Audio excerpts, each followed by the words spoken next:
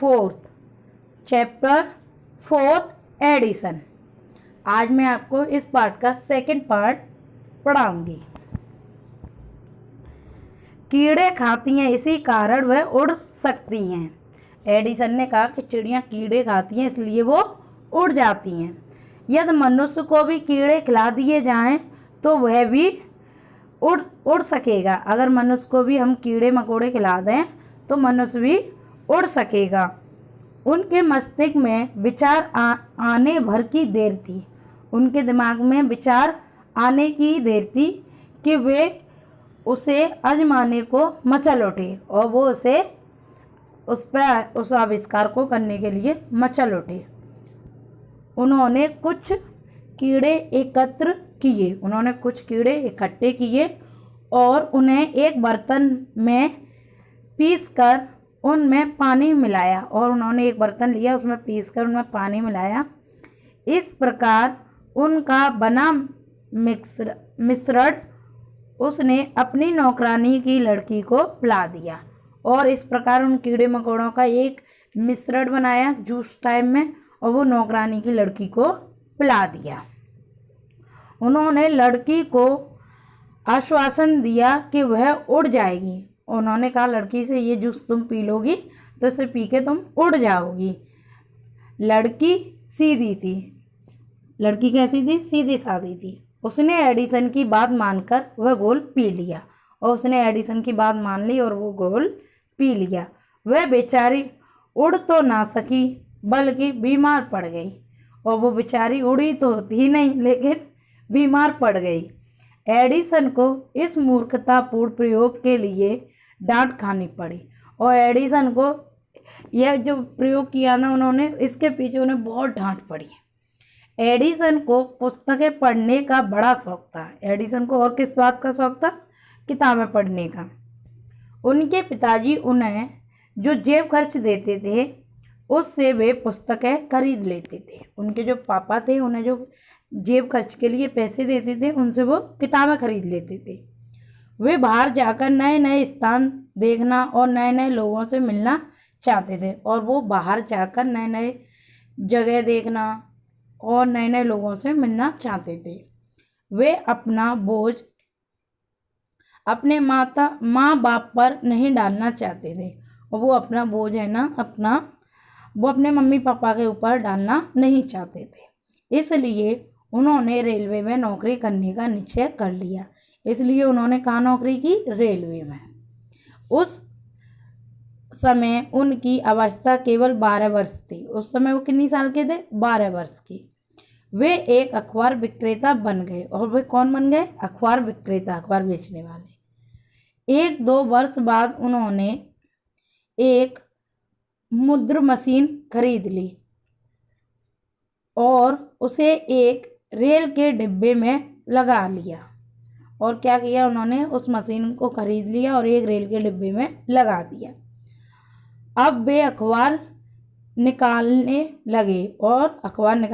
लगे। समय अखबारों में आग लग गई।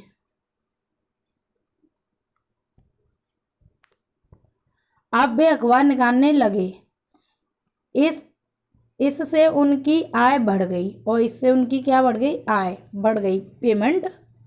उन्होंने रेल के डिब्बों में एक प्रयोगशाला भी स्थापित कर ली। एक दिन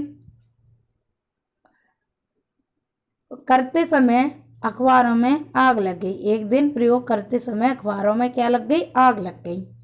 बड़ी कठिनाई से आग बुझाई जा सकी। बड़ी मुश्किल से वो आग बुझाई गई।